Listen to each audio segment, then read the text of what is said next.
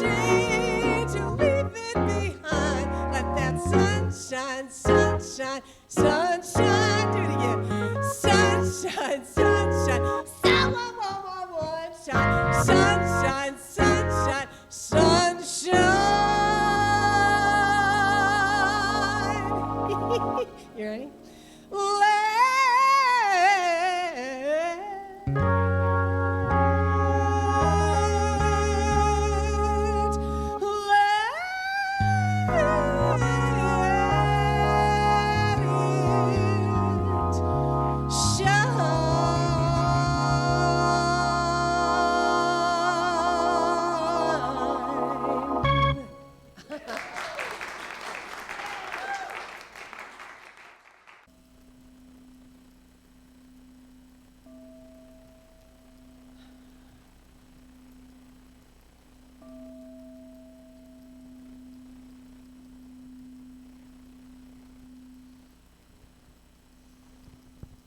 Please take a moment and pray with me. Today, as we come together, we know we are not alone, just as the song says. Each one of us is part of that one, which is that universal God, that universal spirit, that one that birthed each and every one of us. Therefore, we are never alone. We have that spirit with us. We have one another with us, as we are all connected. So take a breath and just feel that connection. The connection with God. The connection with those here in this room. The connection with those outside of this room. The connection with every human being, every person in this world. We are all connected. So as Pride Month is here, we know that we are connected with each and every being, no matter how they show up. That we are all one in that respect. And we are here to love one another, to show that love always. And we know too that we are grateful for this community that welcomes each and every person, no matter who they are, where they come from. Everyone is welcome. And we are grateful for each and every person who puts these Sunday morning sessions together. We are just so grateful for all the volunteers, for our hospitality, our practitioners, our ushers, our audio team, and our beautiful music. And we are grateful this morning to have Bridget with us. We know her message will be something that will touch our hearts. And we know too that the ritual afterwards will be something very, very special. So we know coming together in community that we are grateful, we are thankful, as we say together, and so it is.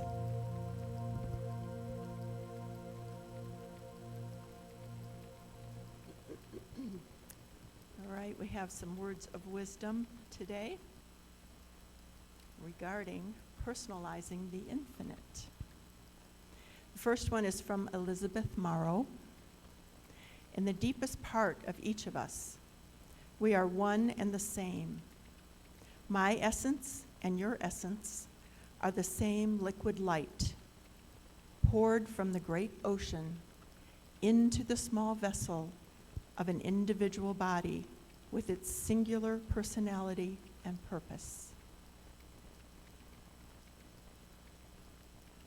Next is from Edward Volosian.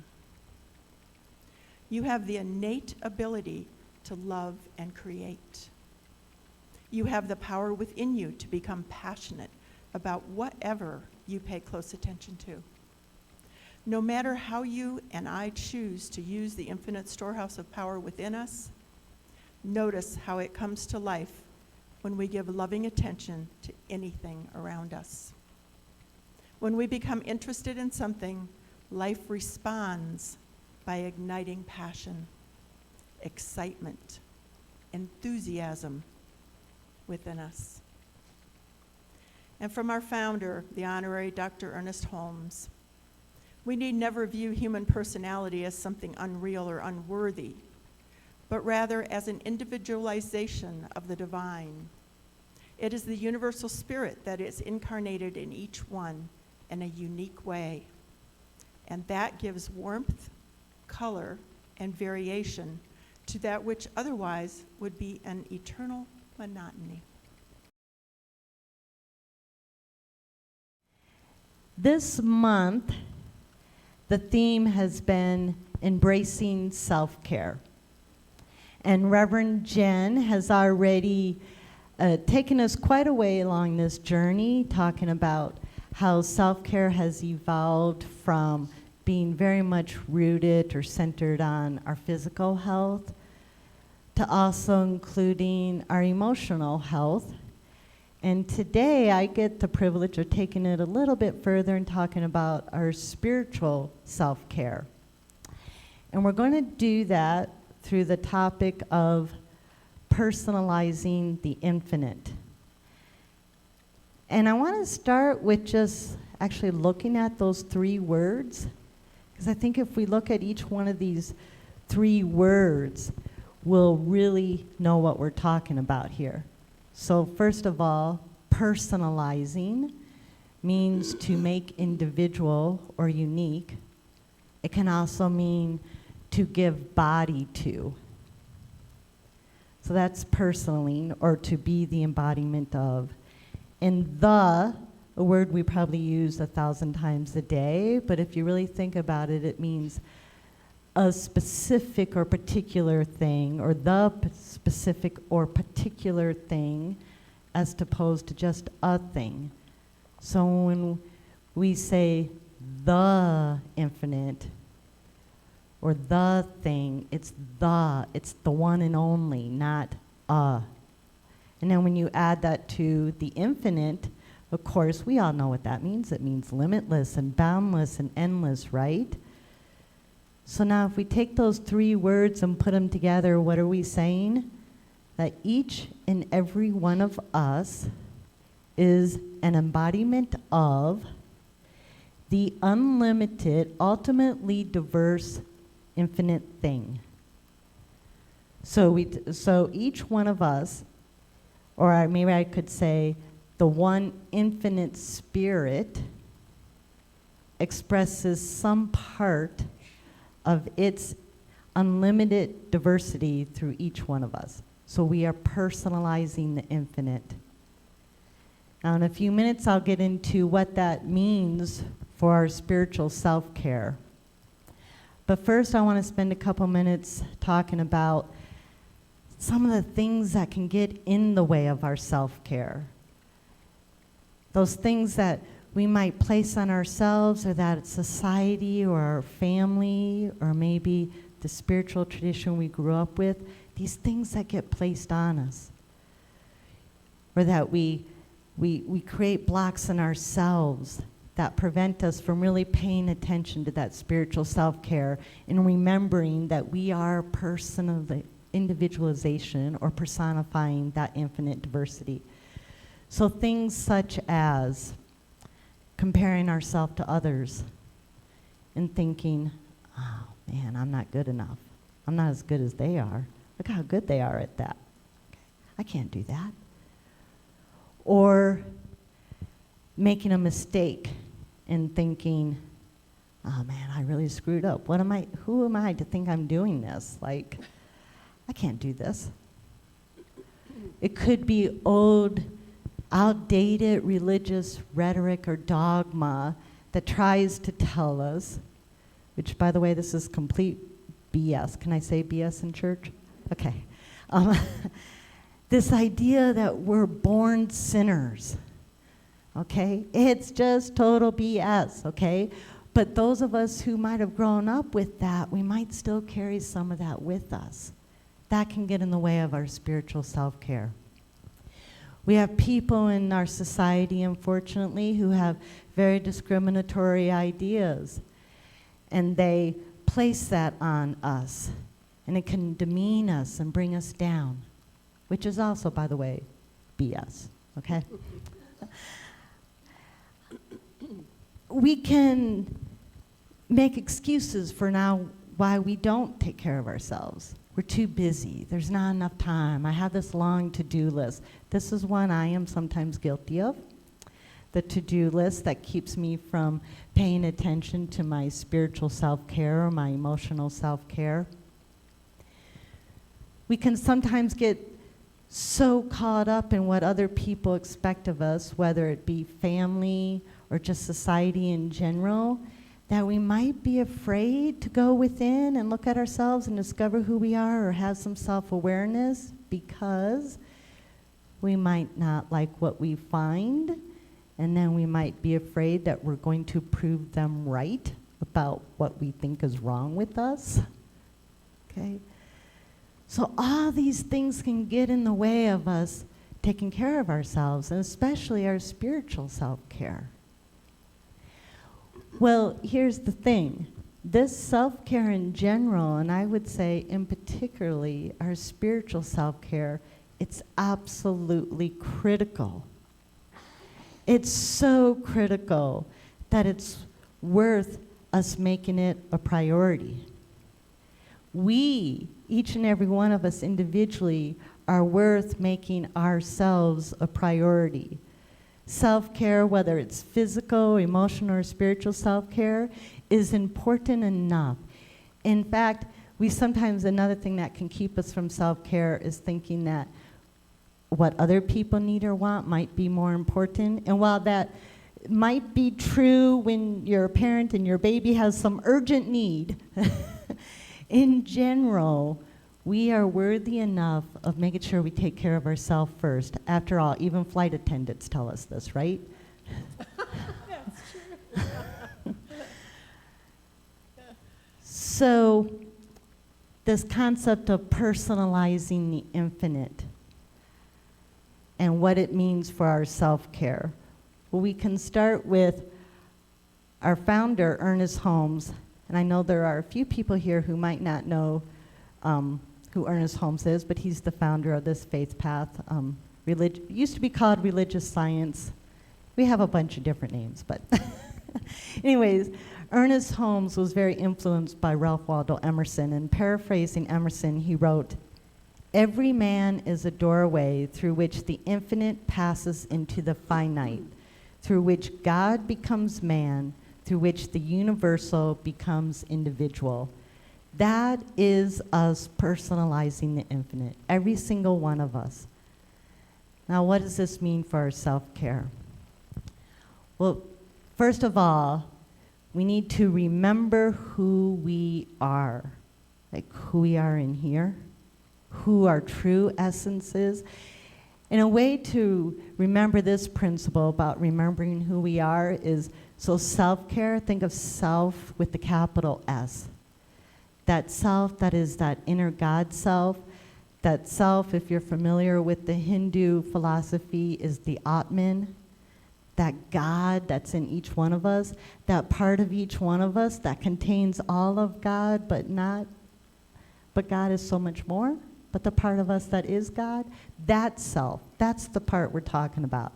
That part of you, that is nobody else alive today or that will ever will be. That part of you that is absolutely unique. That part of you that expresses some part of Spirit's infinite diversity as you. That's the God self, right? And that's what we're talking about. And again, Emerson, because I'm a huge Emerson fan, he wrote, "The currents of the universal being circulate through me. I am part or particle of God." I love that. I am part or particle of God. You know, this is a phrase I use a lot in my own prayer work and my own meditation work when I need to be reminded of who I really am. And when we remember this ultimate truth, then we know our inherent divinity.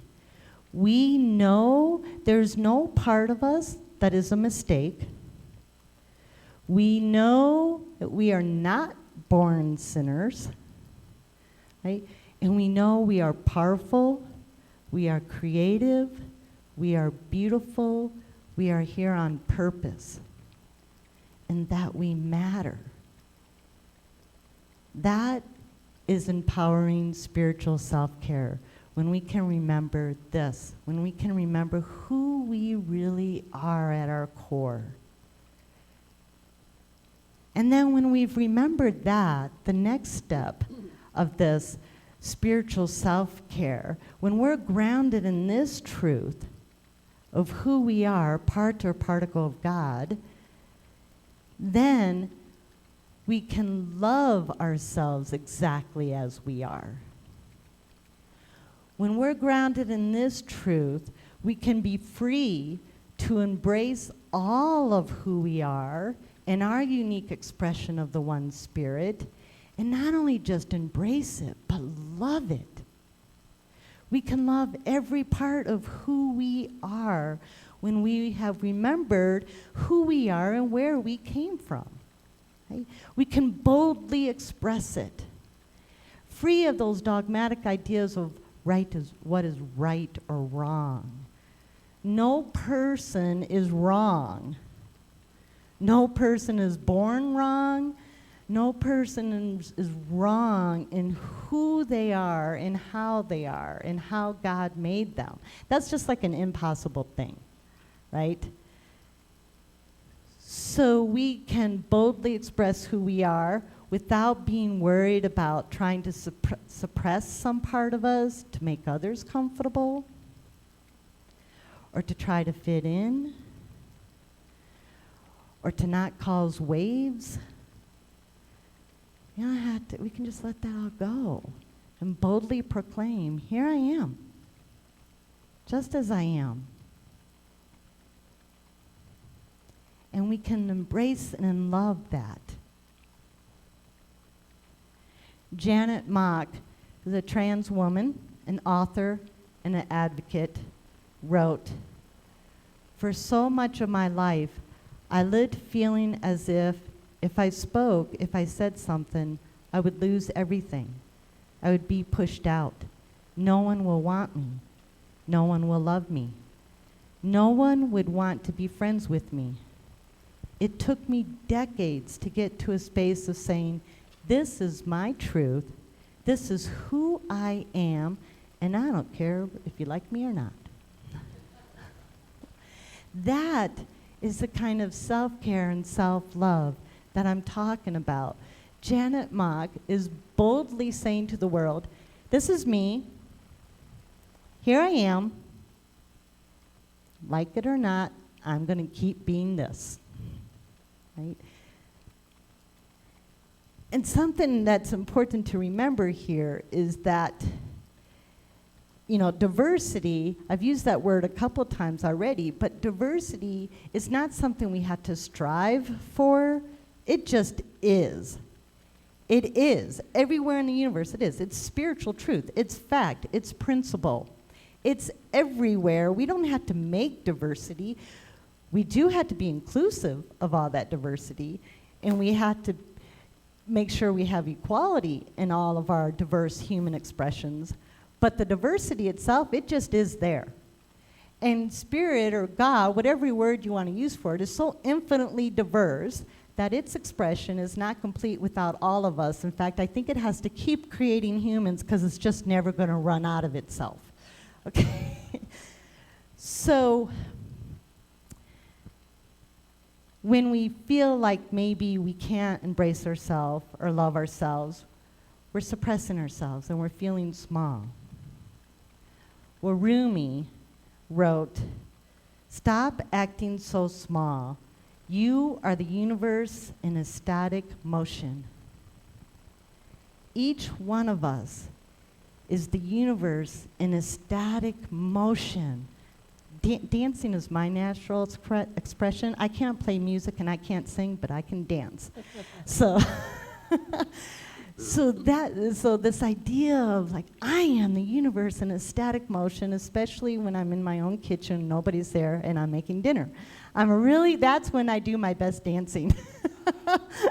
So But that's true for each of us. We each have that natural expression that is the universe in a static motion.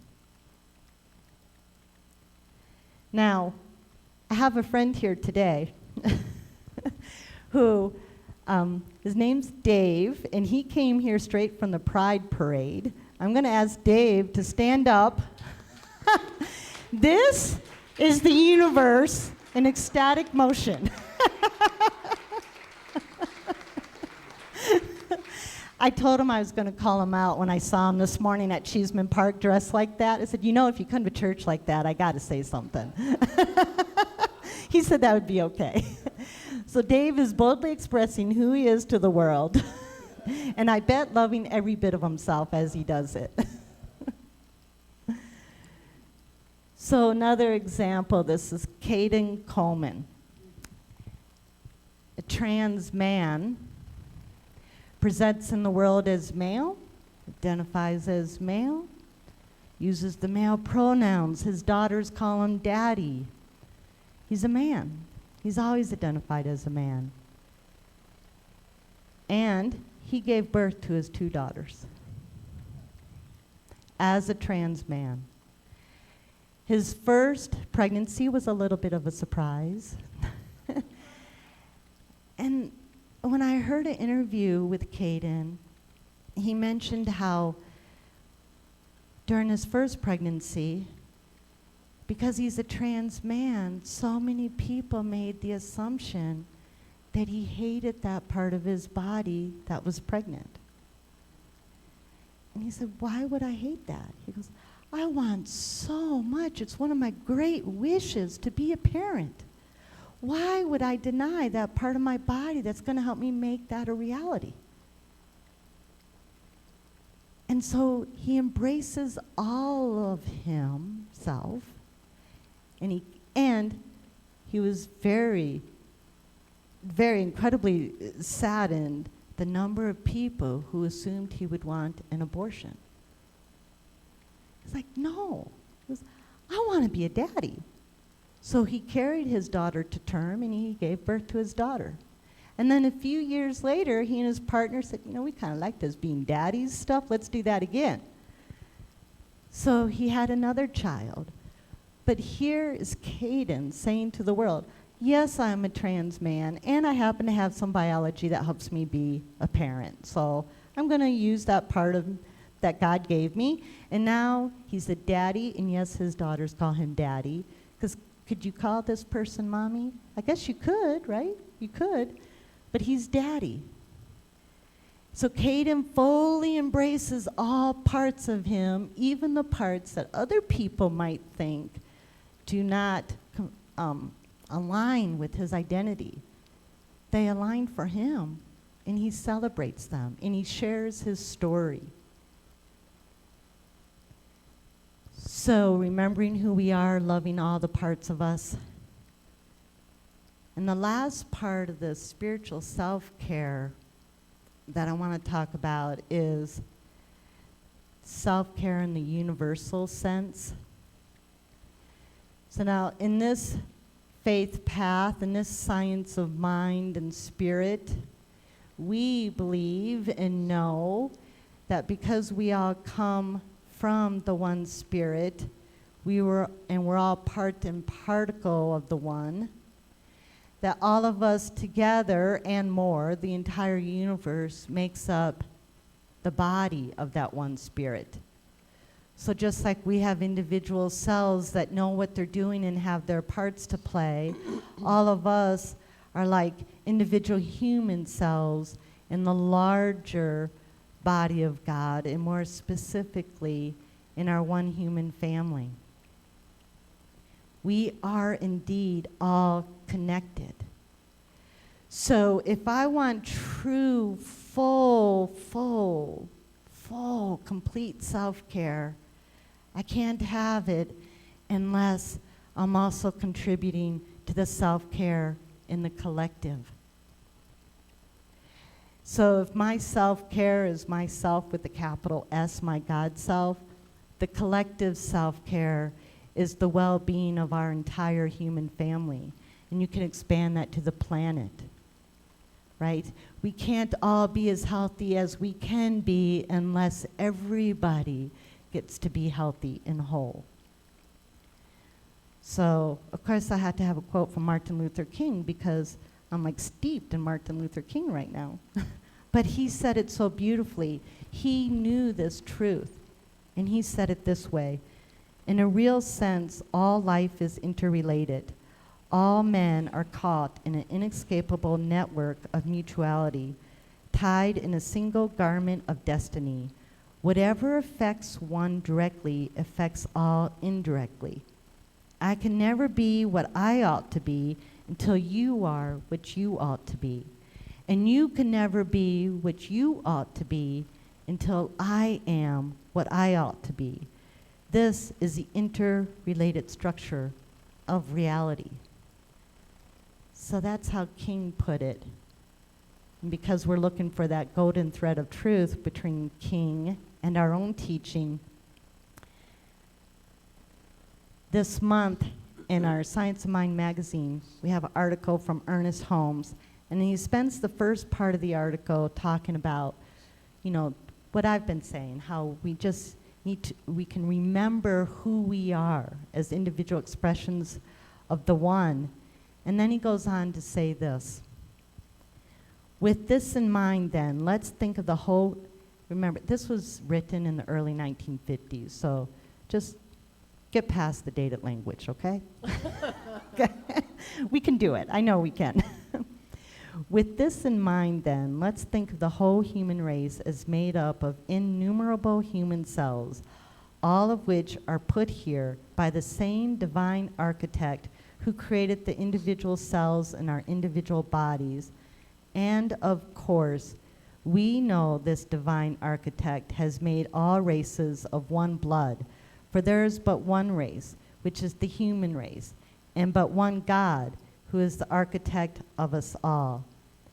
If by a broad sweep we could wave some mystical wand and re-identify all people as children of God, so that each would say, I am akin to the Prince of Peace. I am a harbinger of love and goodwill. Certainly, this invocation of the divine architect of the universe would call forth a response among all the nations that would melt in love every sword, that the plowshare should again turn the earth and bring forth a harvest of love and good for all. So part of this spiritual self-care has to be remembering that inherent divinity in every other person, and not only working for our own spiritual health, but for their spiritual self-care and health as well. And if we can do that, and we can, and we are, then it's good for everybody, right? We can turn that hate into love, and we can have goodwill for all. And I believe that, okay? I know this can happen because I know the hearts of every human being. And by the way, this remembering the truth about other people, their inherent divinity, yes, that applies to the people we don't particularly care for. I have two in my mind right now who I won't say their names, but I work regularly to remember this truth about them. So some of them challenge us a little bit more than others. And I'm sure these two people in my mind, I'm sure they have people who have no trouble remembering that about them. So, how can we practice spiritual self-care? Every one of us can answer that for ourselves. A few ideas are doing what you're doing now today, be in spiritual community, being in a community that accepts and welcomes and celebrates you just as you are. And in general, being around people who respect and value us just as we are. We practice spiritual self-care when we set boundaries, when we let other people know, this is who I am and this is how I expect to be treated, with respect and dignity. We practice spiritual self-care when we remind others of who they are when they might have forgotten that about themselves. By the way, that's what our practitioners are really good at doing. Okay. We practice spiritual self-care when we serve and uplift others, that collective self. And we practice spiritual self-care when we can be still and listen to our own inner voice about who we are, what matters to us, and what we are here to express. And of course, we practice spiritual self-care when we meditate. And that's actually how I want to close out this month of talking about self-care with a brief meditation for all of us right here. So, some of you know how this works, but just invite you to get comfortable. I might suggest putting both feet on the ground. If it works for you, close your eyes. Just take a few deep belly breaths. Maybe when you exhale, exhale like you're blowing through a straw.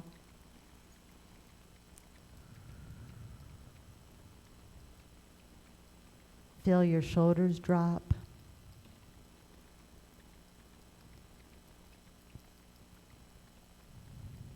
One more deep breath.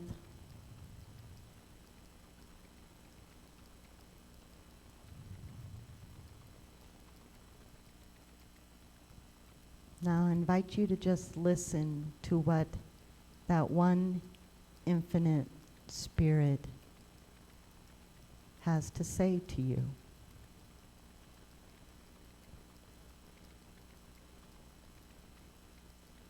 I made you in my image.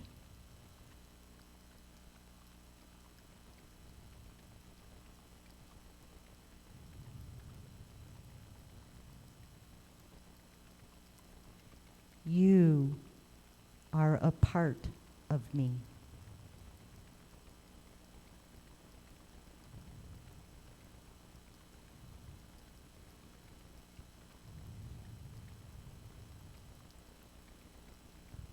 You are my beloved child, in whom I am well pleased.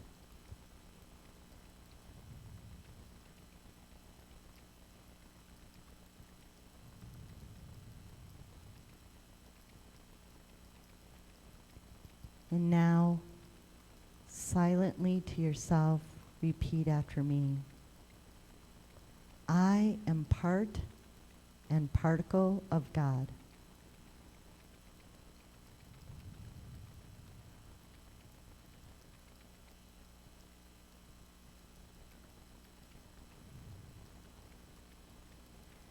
I am enough.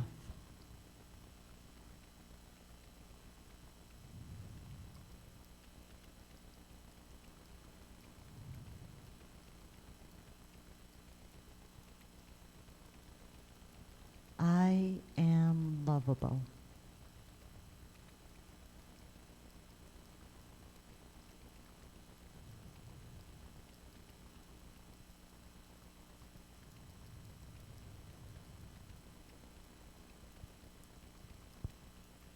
And now, as a community, out loud, repeat, we are the place where God shows up. We are the place Where God shows up.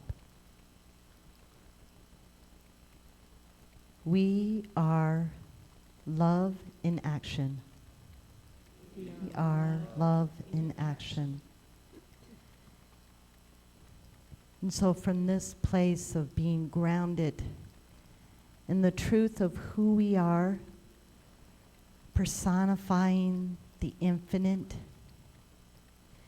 knowing that truth for ourselves and for others and for our world, for every human we come in contact with, being grounded in this truth, I know that we are all connected We are all in this together. That my spiritual self-care is your self-care, and your self-care is my self-care, and our self-care feeds the planet, it feeds the world. It feeds that collective consciousness. And I know that each one of us is a light in that consciousness. In that consciousness of making a world place that works for everyone just as they are. And I'm so grateful that this community embraces that and knows that and shares that and shines that truth into our communities, into our families, into our friend groups, into our world. That spiritual self-care for the individual and the collective. For that, I am so grateful. And I'm just eternally grateful and deeply grateful for that infinitely diverse spirit, life impulse that saw fit to make each and every person in this room and each and every person who's hearing this message later, knowing that it takes all of us to express what God wants to express on this planet. For that I am grateful, and I simply let it go and let it be, and so it is.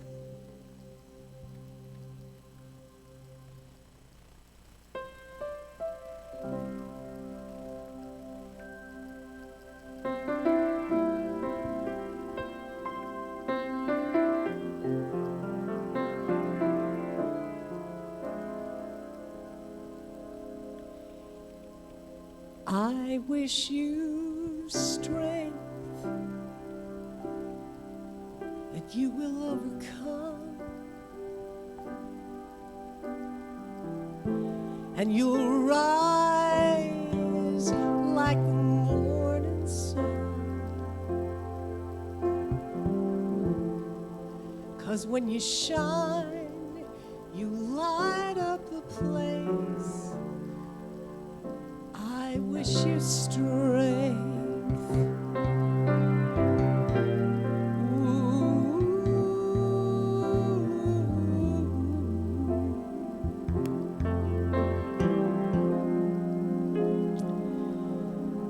And I wish you faith.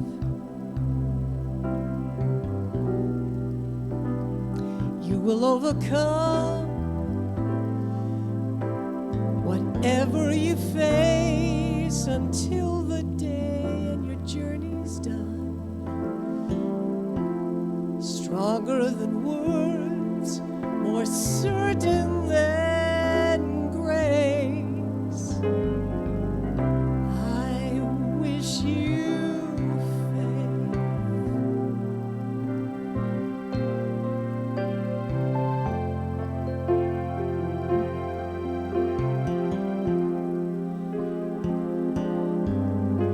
And I wish you could see the you that I see, standing on the edge of possibility.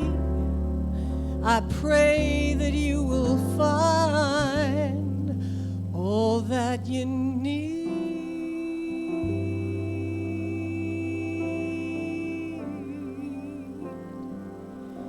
And I wish you peace that comes from within,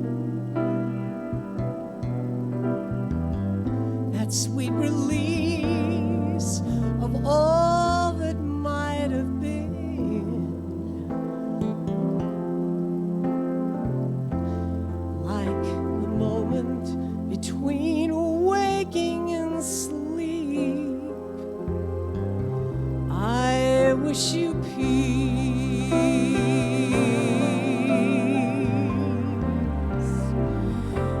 and I wish you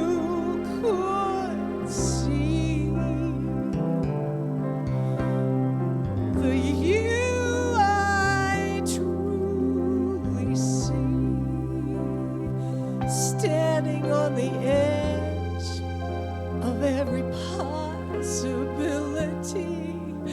God, I pray that you will find all that we all need.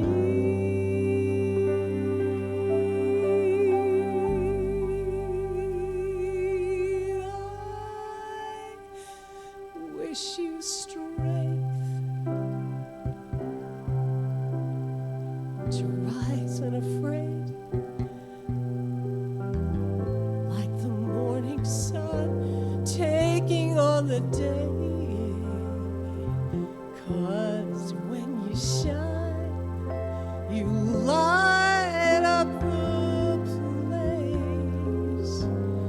I wish you strength,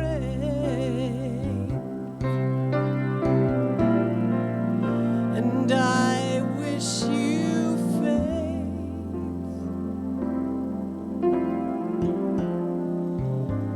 and I wish you